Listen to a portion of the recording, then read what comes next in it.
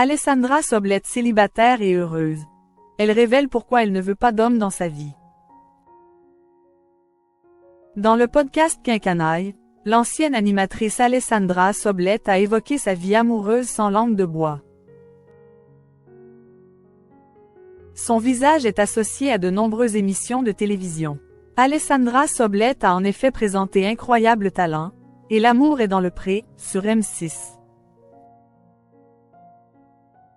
Elle a également précédé Anne-Elisabeth Lemoine à la tête de C'est à vous, de 2009 à 2013. Puis, elle a co-animé C'est Canteloup et assuré la présentation du grand concours des animateurs sur TF1. En avril 2022, elle a créé la surprise en annonçant qu'elle changeait de profession, embrassant sa passion pour la comédie. Mariée à 2 reprises, Alessandra Soblette a évoqué sa vie amoureuse lors de sa participation au podcast Quinquanaille. Elle a notamment confié qu'elle avait vécu 2 ans et demi de célibat total et l'a ensuite précisé. « Je n'aime pas parler de ma vie privée, mais j'ai tenu à ne pas avoir d'homme dans ma vie, avant d'ajouter.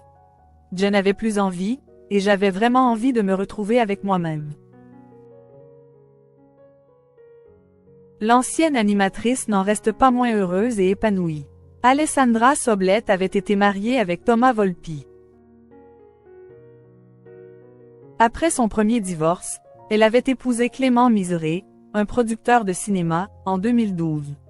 Le couple avait accueilli 2 enfants avant de se séparer en 2018. Alessandra Soblette _, dramatise le célibat. Invitée sur le plateau de RTL, le 18 juin 2023, Alessandra Soblette avait fait part de ses sentiments concernant la fin de ses 2 mariages. Elle avait expliqué « Dans ma vie personnelle, j'ai divorcé 2 fois. Le 2e divorce, avec 2 enfants, c'est un échec. C'est un échec aux yeux de la société d'abord, et puis même au fond de vous. Quand bien même, on a banalisé le divorce dans notre société, ça reste traumatisant. » Malgré son expérience passée, l'ancienne animatrice de 48 ans a dramatisé le célibat dans le podcast Quinquanaille. Elle a en effet affirmé « On a l'impression que c'est celui dont il ne faut pas prononcer le nom, mais ce n'est pas grave d'être célibataire. Célibataire, c'est presque le degré 0, la normalité de ce qu'on est dans la vie. On n'est pas obligé d'être en couple pour avoir un statut social. »